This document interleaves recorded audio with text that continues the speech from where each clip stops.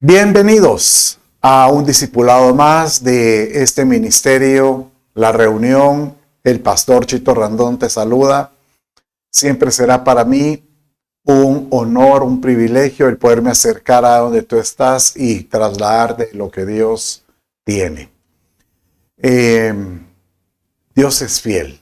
Quiero que repitas conmigo: Dios es fiel y su misericordia es por siempre. No hay como tener nuestra confianza en aquel que todo lo dio y cree que lo que Dios comienza, Él lo perfeccionará. Y ese será mi deseo siempre, el verte prosperado en todo, pero así como prospera tu alma. Vamos en este momento, ora conmigo. Padre, te doy gracias por tu amor, tu misericordia. Te ruego, Señor, seas tú quien nos bendiga. Seas tú, Señor, quien dirija esta reunión y que podamos, Señor amado, aprender y conocerte mejor. Te lo pido.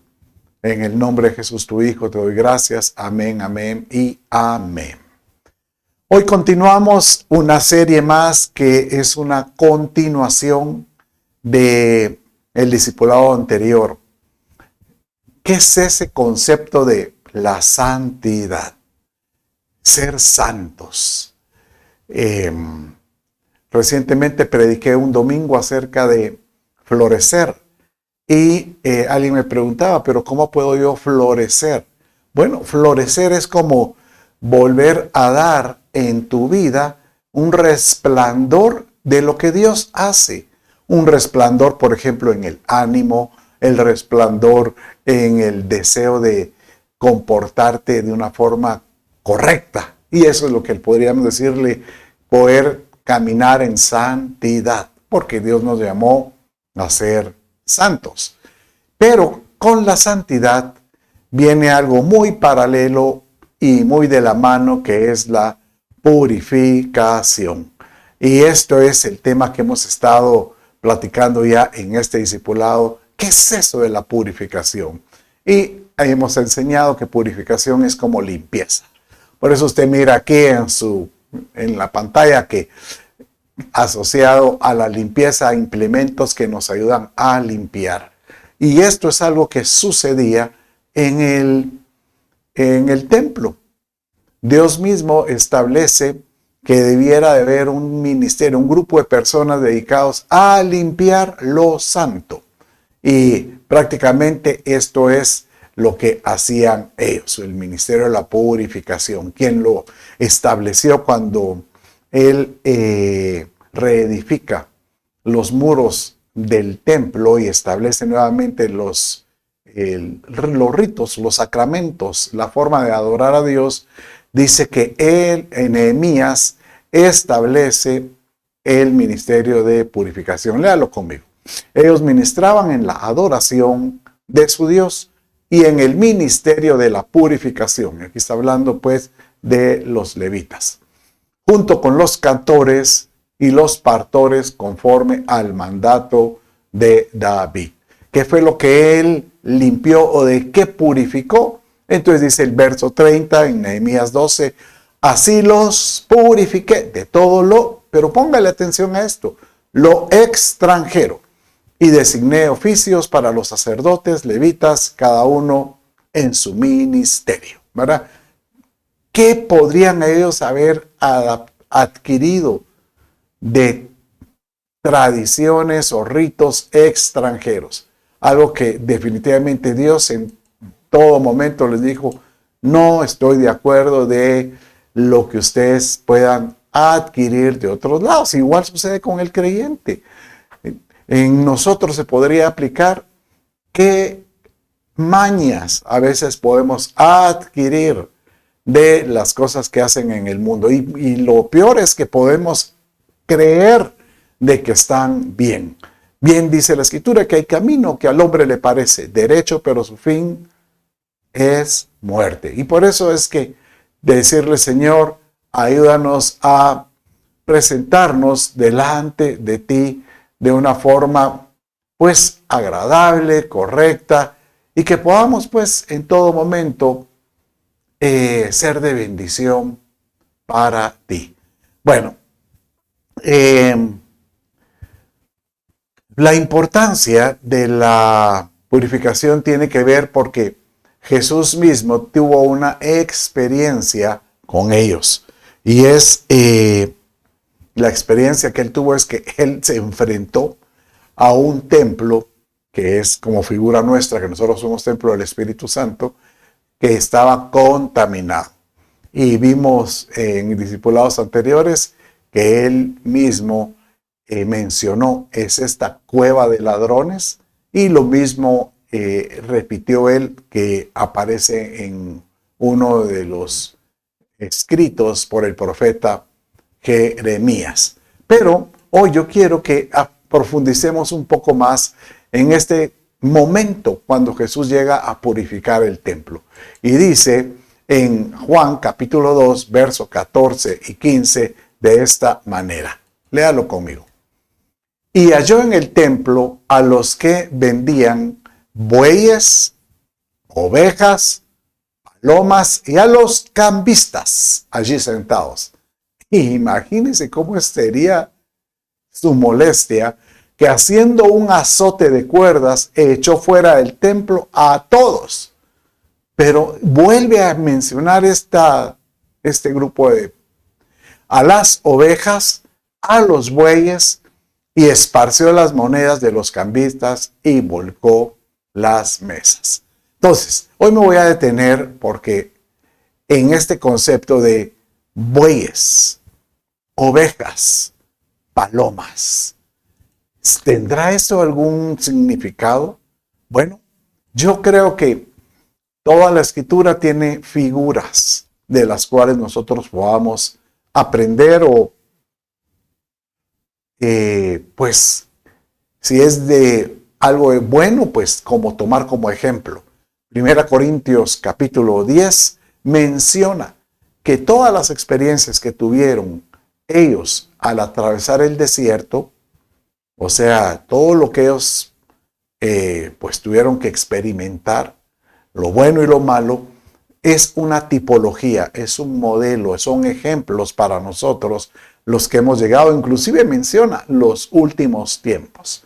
Bueno, entonces aquí Jesús dice que él tiene que sacar, y él le molestó que hubiera dentro de la casa del Señor un sistema mercantil, o sea que se estaba comercializando con bueyes, ovejas y palomas. Bueno, bueyes. ¿Qué habla la escritura acerca del buey? Bueno, el buey, según Pablo en 1 Corintios, en una de las cartas a los Corintios, él decía, y no pondrás bozal al buey que tría, que esto también es una repetición de lo que estaba escrito en el Antiguo Testamento. Porque el buey que trilla, y aquí estaba hablando de los que ministran o los que atienden o los que dirigen algo espiritual en ese sentido. Entonces que él diciéndole que todo ministro, todo pastor, todo aquel que sirve, pues si él vive de las cosas de Dios, no pondrás bozal, o sea, no le bloquearás un sustento para que él pueda seguir haciendo la obra. Pero en este caso de la experiencia con Jesús, habla que el templo estaban comercializando, dando a entender que hay algunos de estos bueyes o líderes, o llamémosle líderes en eminencia, dígase un pastor o una autoridad espiritual de ese tipo, que comercializa con lo que él hace, que el fin de él es obtener una ganancia del propósito por el cual él fue llamado a presentar, es lo que él debería de dar por gracia. No estoy diciendo de que obviamente no sea bueno bendecir a un ministerio, pero el problema es que si en el corazón de esta autoridad espiritual existe únicamente el deseo de poder enriquecerse por medio de las cosas del Señor, ¿verdad? Bueno, eso sería un buey. No pondrás bozal al buey que trilla. Pero también dice que Jesús se molestó y sacó a las ovejas. Y aquí está hablando las ovejas, pues todos sabemos que las ovejas habla de, podría ser como personas. Por eso es que se le llama, que el líder de una congregación se le llama pastor. ¿Por qué? Porque él pastorea ovejas. Entonces, aquí el Señor está dando a entender que él estaba muy molesto porque en el templo se buscaba únicamente provecho de las ovejas.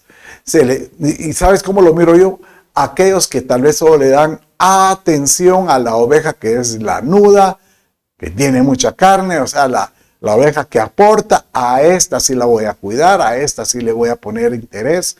¿Por qué? Porque de ella yo me puedo aprovechar. Y definitivamente el Señor dijo, eso no está bien, no está bien. No podemos nosotros pensar de que la casa del Señor signifique como una fuente únicamente para enriquecer por medio de el Evangelio, ¿verdad? Y por último, tal vez alguno de los que me está escuchando dirá, uy, hoy si viene bravo el pastor Chito. No, yo te estoy hablando de figuras que aparecen en versos en el cual nosotros debemos decir, Señor, ayúdame a buscarte por lo que tú eres, ¿verdad? Y la tercera, parece que estaban bueyes, ovejas, y la tercera eran palomas. Bueno, ¿por qué la paloma? ¿De dónde se entiende la palabra? Donde hay experiencias de la paloma. Y realmente la escritura, incluso usted lo puede ver en muchos logos de ministerios, utilizan la paloma como figura del Espíritu Santo. Entonces, aquí nuevamente da a entender cómo comercializar en la casa del Señor por medio del Espíritu Santo. Vengan, hermanos, porque vamos a tener una noche con poder donde la unción del Espíritu Santo viene y este evento va a tener un costo. Pero venga, porque no va para que no pierda la oportunidad de recibir el toque de Dios, ¿verdad? Pero el fin es poder obtener un ingreso. No estoy diciendo que sea malo cobrar por un evento, no, porque obviamente hay gastos que hacer. El problema es si en el corazón que está organizando este evento haya el deseo de poder obtener un rédito o una ganancia. Hoy sí me va a ir bien con este evento y voy a traer a un buen ministro para que atraiga a la gente. Y ahí podríamos hablar de cantantes, profetas o diferentes personas que tienen dones que, bendito sea Dios, son usados para la iglesia, para bendecir a la iglesia. Pero el riesgo es que alguien quiera obtener una ganancia con esto. Y donde se cierra es que cuando dice que Jesús vino y él vio a los cambistas, entonces dice que esas monedas de los cambistas él las esparció, él volcó las mesas, dando a entender que realmente para el Señor no debe ser muy agradable encontrar personas que tratan de obtener monedas o una ganancia o un rédito por medio de lo que Dios da por gracia, ¿verdad? Nuevamente, insisto, no estoy diciendo que no es malo, que sea malo pedir una colaboración, una ofrenda por un evento, no, sí, por supuesto que hay gastos que cubrir, pero el problema es limpiemos, cuidemos nuestro corazón para poder nosotros velar que la casa, lo santo del Señor se mantenga puro, llamémosle tal como lo hemos visto en el tema de este discipulado. Como yo diría, tener celo por su casa. Y esto fue lo que hizo Jesús. Posteriormente, cuando él hizo esa limpieza y con ese chicote que utilizó, dice que los discípulos, cuando vieron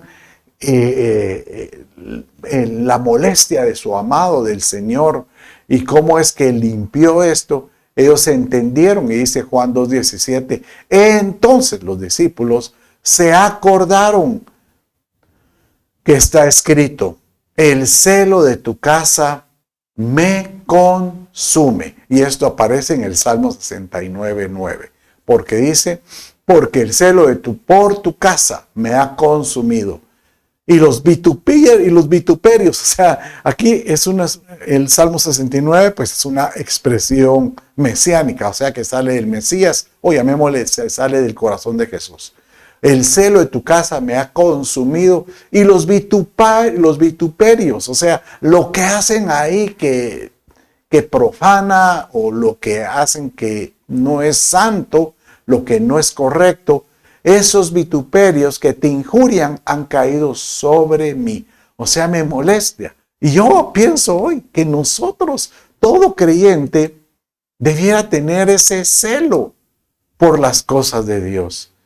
Que nosotros debiéramos tener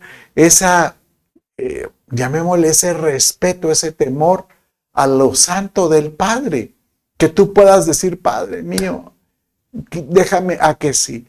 Yo veo algo que no está bien en las cosas espirituales o en las cosas que deberían de ser santas, yo también me pueda enojar y yo pueda decir, Señor, esto no está correcto. Esto no es correcto. Eso es tener celo. Celo es decir, Señor, yo quiero que tu casa se mantenga íntegra y empecemos con nuestra casa personal. Yo que mi vida sea un reflejo de lo santo y lo puro que tú eres. Sí, Señor, te lo pido.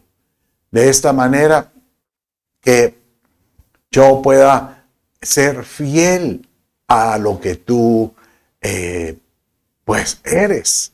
Por eso el Señor siempre, ¿sabe? Si a mí me sorprende ahora que he estado haciendo pues estos mensajes acerca de lo que se profana, que es lo santo, la cantidad de veces, pero no se imagina la cantidad de veces donde Dios dice, y el pueblo volvió a hacer lo malo en sus acciones. Y cuando él habla de hacer lo malo es sencillamente el volver a la idolatría, el de hacer otra vez situaciones paganas en el templo, en hacer cosas que sean pues no adecuadas, lo que le llamaremos infidelidades.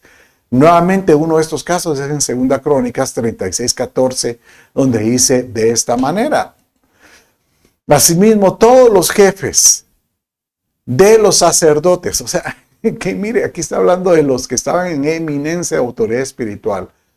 Y tal, bien como dice Oseas, dice, tal es la cabeza, así será el pueblo. Entonces, todos los jefes de los sacerdotes y el pueblo fueron infieles en gran manera. Y siguieron todas las abominaciones de las naciones, todo lo extranjero. Y profanaron la casa del Señor que él había consagrado en Jerusalén. ¿Qué significa la palabra profanar? Pues profanar es como menospreciar lo santo que Dios es. Profanar es que yo esté pues diciendo, no hombre, si Dios no es tan malo, yo puedo tener una vida, y empieza uno creyendo que uno puede tener una vida doble y uno hace cosas que no son correctas. Profanar es cuando Dios te dice, esto es como una plomada. Esto es lo que yo digo que debería mantenerse. Y tú vienes y dices, no, yo creo que para hacerlo lo hago de esta manera total. Yo soy bueno, yo agrado a Dios. No soy tan malo. Me recuerda este sábado, este fin de semana, estoy en una celebración. Y estoy sentado pues con unos amigos, era el cumpleaños de mi hermano, y muchos de sus amigos o compañeros que él invitó no son creyentes, pero muchos me conocen como pastor. Entonces yo me fui a sentar a una de las mesas de ellos y estaba uno de ellos pues ahí alegre y empezamos a conversar. Y de repente él me hace esta pregunta que con el vaso de licor en la mano y con el cigarro en la otra y me dice, ¿tú crees que yo soy malo? Pero me dio a entender, como quien dice, que la maldad es porque él no mata, él no hace homicidios, él no es distribuidor de droga, ni vende droga. O sea, a veces ponemos los extremos diciendo de que como yo no hago los extremos, entonces esto que, pues, en que mi vida no sea, espiritual, no significa que yo desagrade a Dios. Entonces él me dice, ¿tú crees que yo soy malo? Entonces me permitió hablarle acerca de los discipulados que hemos estado enseñando, pues que lo importante es que nosotros tengamos celo, el deseo de corregirnos, y si hay cosas que tú sabes que te cuesta soltar, pues pedirle a Dios, Señor, tú sabes que si yo contamino el cuerpo con el humo o el licor, pues si eso puede ser incluso motivo de que alguien caiga, Señor, ayúdame a sacarlo de mi vida. Ayúdame, Padre mío. ¿Por qué? Porque si eso se vuelve una costumbre en la vida de alguien, el Padre lo mira y llega un momento en que esa profanación se vuelve una abominación. Como que estuviera en escalada, ¿verdad? Acuérdense que la escalada del pecado comienza así. Primero comienza como una transgresión, dice. Después se convierte en un pecado. Después se convierte en una iniquidad. La iniquidad es como decirte que ya quedó como sellado, como marcado, que el espíritu inicuo es muy difícil salir de él. La abominación, ¿verdad? Pero mire cómo dice este verso, Jeremías 7:30. Dice de esta manera. Porque los hijos de Judá han hecho lo que es malo ante mis ojos, declara el Señor, ¿verdad? Nuevamente, como lo mencioné hace un rato, aparece muchas veces, pero mire, la verdad que no me he puesto a contarlas, pero yo me imagino que han de ser muchas referencias a que el pueblo nuevamente hace lo malo, ¿verdad? Y Dios, el Padre, como que Él dice, yo los espero, pero la paciencia de Dios dice que llega hasta un límite. Y dice, han puesto sus abominaciones en la casa. Yo creo que lo que más le duele a mi padre es que alguien esté consciente de traer a la casa del Señor, ya sea en su vida personal o en la vida que uno tiene, cosas que realmente son abominables al Señor. Y dice, en la casa que es llamada por mi nombre, profanándola. O sea, dando a entender de que todavía muchos dicen, vamos a la casa del Señor iremos a adorar a tal, y sabiendo que hace cosas que no son correctas. Eso se llama profanación. Hacerlo irrespetuoso, ¿verdad? Y ¿sabe qué? Terrible es que la profanación puede llegar a un momento que se vuelva una abominación. Abominar algo es como que el Padre lo mira, pero definitivamente lo rechaza. Él dice, eso no va conmigo. O sea, nosotros en nuestro lenguaje muy rara vez utilizamos la palabra abominación. Usted no le dice a alguien, uy, miren ese crimen que hizo, qué abominación. No, uno dice qué terrible, qué dolor o qué desalmado. Pero el utilizar la palabra que una abominación es como un extremo, es llegar a decir qué terrible. Y en todo esto yo le pido a Dios que nosotros podamos tener ese sentimiento de decir, Padre mío, si esto es lo que no te agrada, ayúdame a poder mejorar, a poder ser algo digno para ti, poderte, pues en todo momento hacer algo correcto. Bueno, entonces, Luego esta muy buena introducción, ahí siguiendo hablando acerca de lo profano y lo que es abominable, incluso esa explicación acerca de lo que el Jesús limpió en la casa, los bueyes, las ovejas, la paloma. Entonces, dice que Ezequías, cuando él estableció el ministerio de la purificación, dice que él estableció 14 individuos. Y bueno, pero leamos el contexto de esto. Entonces dijo, leámoslo aquí, Segunda Crónicas 29:5. Aquí está Ezequías hablando.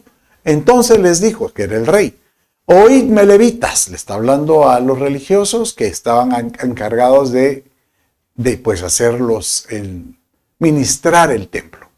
Santificaos ahora y santificad la casa del Señor y sacad lo inmundo del lugar santo. Entonces se levantaron los levitas y dice que aquí se levantaron 14. Y estos reunieron a sus hermanos, se santificaron y entraron a limpiar, a purificar la casa del Señor, conforme al mandamiento del rey, según las palabras del Señor. Y dice, literal, en el verso 16 que sigue, después penetraron los sacerdotes en el interior del templo para purificarlo. O sea que la limpieza que hicieron era de purificar. Sacaron al atrio del templo todas las cosas impuras que encontraron en el edificio interior. Y dice que todo lo inmundo los levitas lo llevaron al arroyo de Cedrón. El arroyo de Cedrón significa oscuridad, dando a entender que llevaron todo al río que se lleva todo lo oscuro, todo lo necio, todo lo vil, ¿verdad? Todo lo incorrecto, ¿verdad? Bueno, entonces estos 14 individuos los vemos en su pantalla. El primer día del discipulado vimos a Mahat Joel, la semana pasada vimos Cis, Azarías, Joa, Edén, y hoy vamos a ver Simri, Jehiel, Zacarías, Matanías. La otra semana vamos a ver Jehiel, que es diferente a Jehiel de hoy, Simeí, Semaías y Uziel, ¿verdad? Entonces, estos 14 individuos que estaban purificando el templo, sus nombres tienen algo que aprender, que no es casualidad, todo es una figura que nos sirve. Por ejemplo, el primer nombre que vimos, Mahat, que era el destructor, el que viene, está dispuesto a destruir, ¿verdad? Bueno, entonces hoy vamos a ver los primeros, y el primero es este varón Simri. ¿Qué significa Simri? Bueno, Simri significa aquel que vigila, pero hasta la profundidad. Es más, cuando uno mira en el diccionario, dice que Simri se le podría decir el que vigila lo profundo o llegar hasta el sedimento de algo. Por ejemplo, el ejemplo que ellos daban ahí es el sedimento del vino, que es cuando uno agarra una botella o un barril de vino, en el fondo se queda un sedimento. Entonces es como aquel que llega a inspeccionar hasta lo profundo. Qué interesante, porque prácticamente la Escritura eso nos dice, que nosotros deberíamos de ser vigilantes. Pero vigilante es aquel que observa, que está ahí vigilando los tiempos, vigilando las señales, vigilando, incluso un padre de familia debería estar vigilando su casa, vigilando que no entre el mal, vigilando qué hacen los hijos. ¿Qué es lo que tú vigilas? Pero vigilar a profundidad. Igual nosotros deberíamos de vigilar para poder purificarnos. ¿Qué son las cosas en nuestra vida que deberíamos de cambiar? ¿Verdad? Lamentaciones 3:40 dice así: examinemos nuestros caminos. Hay un canto muy lindo. Y examinemos nuestros caminos y escudriñémoslos. Y volvamos al Señor. Aquí el autor lo que está diciendo es, muchas veces tenemos nosotros que ser sutiles en examinar, en revisar dónde caminamos, cómo es tu conducta, cómo es que tú vives. Y escudriñemos y volvamos al Señor. ¿Sabes que David, inclusive cuando hace ver esto de escudriñar lo profundo, él dice en un salmo, él dice, Señor, escudriña mi corazón y observa y penetra y saca, y utiliza esta palabra, saca lo que tienes que sacar, dando a entender lo que no es agradable, ¿verdad? Poder decirle, Señor, ayúdame a examinarnos.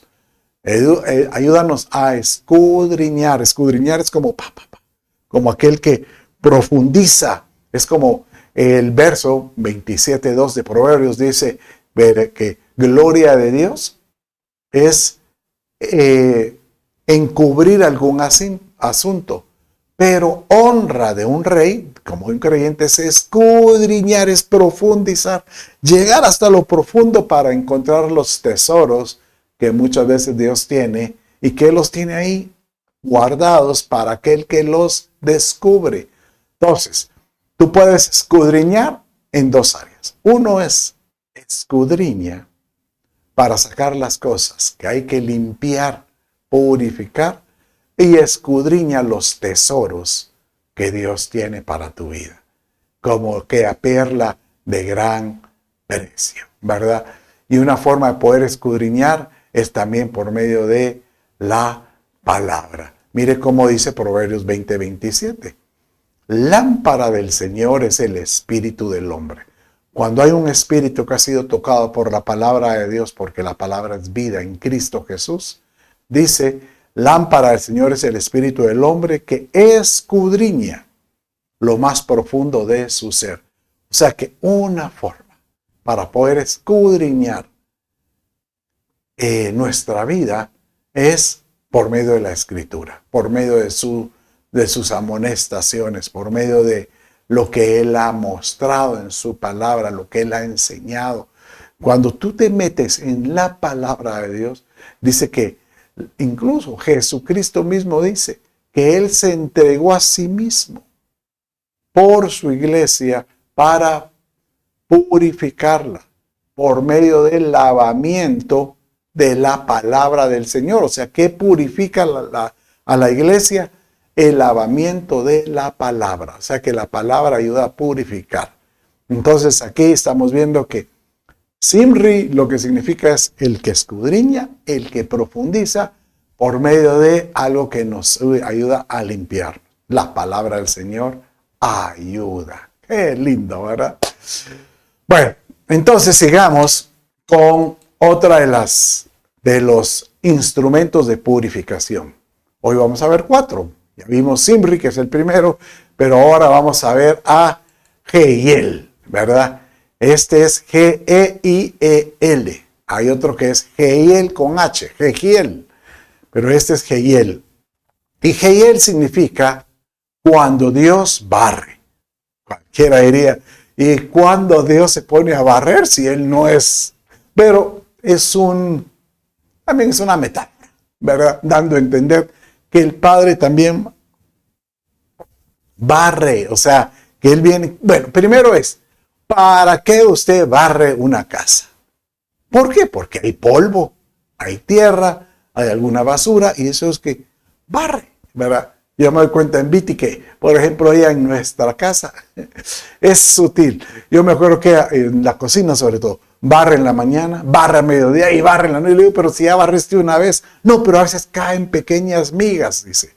Entonces, yo creo que está bien, ¿verdad? Pero igual el Padre barre. Bueno, ¿se acuerda también que dice que en la parábola de la mujer de las 10 dracmas, dice que a ella se le perdió un dracma y levantó con la palabra, con la luz en mano, se puso a barrer la casa. Yo puedo imaginarme que barrer es buscar entre todos barriendo y seguramente va a encontrar mucha basura, pero también encuentra algo preciado, así como Simri, escudriña hasta encontrar lo preciado. Bueno, miremos este verso que nos puede enseñar un poco más acerca del concepto de barrer. Isaías 28, 16 y 17 dice así: He aquí pongo por fundamento en Sión una piedra probada angular, piedra fundamental bien colocada. Este es Jesucristo. Piedra fundamental bien colocada. El que crea en ella no será perturbado. Dice aquí, es una referencia mesiánica de Jesús, que eres la piedra angular. Pero dice, pondré el juicio por medida y la justicia por nivel. Hablamos de una plomada, como un nivel que nos sirve para ver si algo está recto, está nivelado. La palabra, el juicio. Pero después dice, pero también el granizo barrerá el refugio de la mentira. Dios a veces permite que vengan pepitazos, permite que sucedan cosas para darnos a entender que hay que librarnos de algo que no le agrada. En este caso dice, Él barrerá el refugio de la mentira y las aguas cubrirán el escondite. Tal vez el agua es figura de la palabra de Dios. O sea que, aunque tú te quieras esconder, la palabra viene, siempre saca a luz. Bien dice la Escritura que no hay nada debajo del cielo que no ha de ser oculto, sino todo será revelado. Y quien lo revela muchas veces es la palabra del Señor. Conforme uno la vaya escuchando, uno dice, hay algo que no está bien, algo que no está bien. Señor, ayúdame a barre de mi vida lo que no está bien. Te lo pido, Padre, ayuda, barre. Qué lindo, ¿verdad? Porque esto ayuda a hacer la purificación, ¿verdad? Eso de hallar, barrer, ¿sabe? Se me imagina que es como rebuscar lo sucio. Rebuscar, ¿verdad? Aleluya. No cabe que Dios hoy creo que le está hablando más de alguno de los que está aquí. Y el Señor te anda diciendo,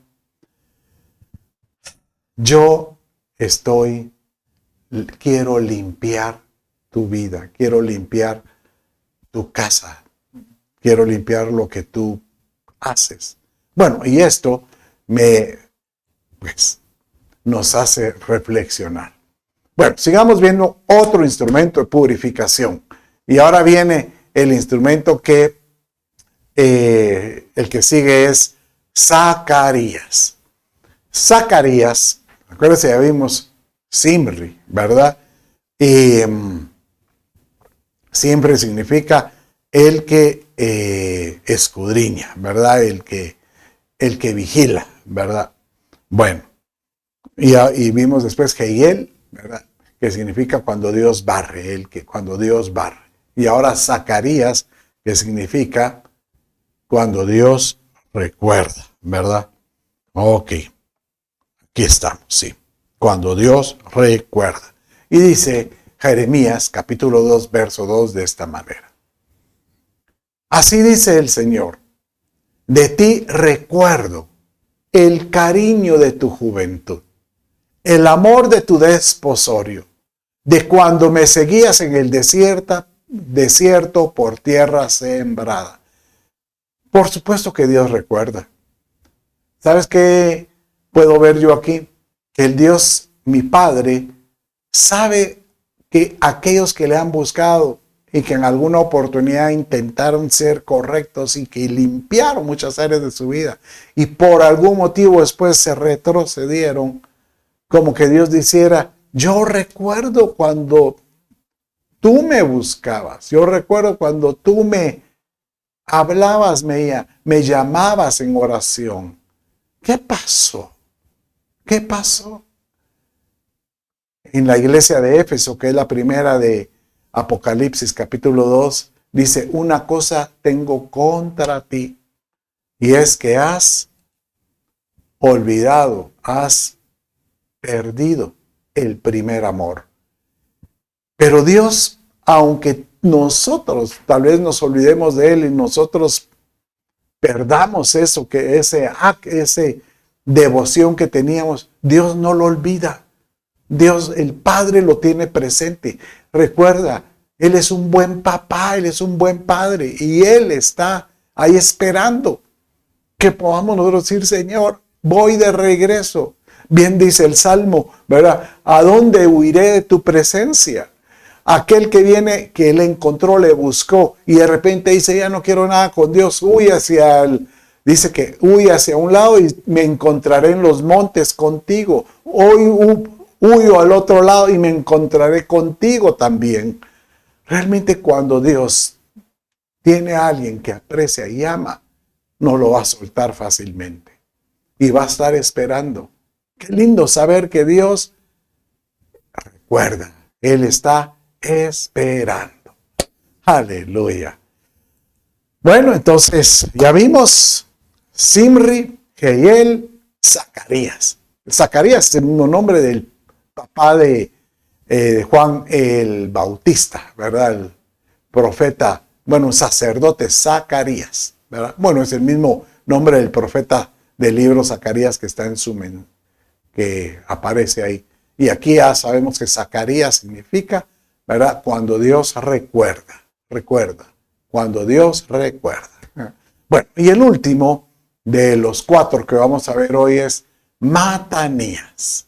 Y Matanías significa regalo de Dios. ¿Tú quieres purificar? Dios utiliza los regalos que Dios ha dado. Y recuerda que Dios dice, esto yo te lo doy por regalo, por amor que yo te tengo. ¿Cuáles son los regalos de Dios? Bueno, el primer regalo es nada menos que la vida eterna. Dice Romanos 6:23, porque la paga del pecado es muerte, pero la dádiva de Dios es vida eterna en Cristo Jesús, nuestro Señor nuestro. Cuando se mira la palabra dádiva, es lo mismo que regalo. Pero también aparecen otras dádivas, que son los dones. Los dones carisma se llama, que son regalos de Dios. Y Él dice que esos dones nosotros debemos de atesorarlos, debemos de desearlos, amarlos, tal como lo dice Santiago capítulo 1, verso 17, que dice así, toda buena dádiva, todo buen regalo que Dios da, los dones que Él tiene, y todo don perfecto viene de lo alto. Si Dios tiene dones para ti, anhélalos, porque estos te ayudan a purificarte. Desciende el Padre de las luces, con el cual no hay cambio ni sombra de variación. En otras palabras, dice, yo tengo aquí en el cielo regalos para aquellos que me buscan.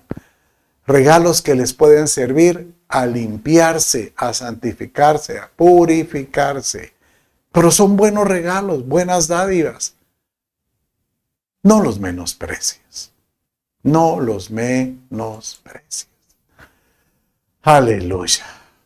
Bueno, mis amados, con esto hoy damos por terminada la enseñanza, pero repasando, lo más importante es que tú puedas anhelar, tener celo por hacer las cosas correctas, por el celo por la casa del Señor. Celo. Y esto pues te debería obligar a pensar que yo quiero ser una persona que en ningún momento comercialice las cosas buenas de Dios. Y ahí encontramos pues 4 personajes de purificación, que estaba Zimri, que significa lo que Dios vigila, lo que uno vigila, vigilando lo profundo. Jehiel, cuando Dios barre, el que barre. Zacarías, cuando Dios recuerda, que nos hace recordar cuánto nos ama, cuánto Él nos vio cuando buscábamos la pureza de Él. Y Matanías, los regalos de Dios, anhelar los regalos de Dios. Te animo, te mantengas firme creyendo. Padre, en el nombre de Jesús te damos gracias por esta enseñanza y este hermoso discipulado. Bendice a mis amados hermanos y que podamos presentarnos delante de ti con un corazón puro y sincero. En el nombre de Jesús, tu Hijo, te doy gracias. Amén, amén y amén. Dios te bendice. Un abrazo.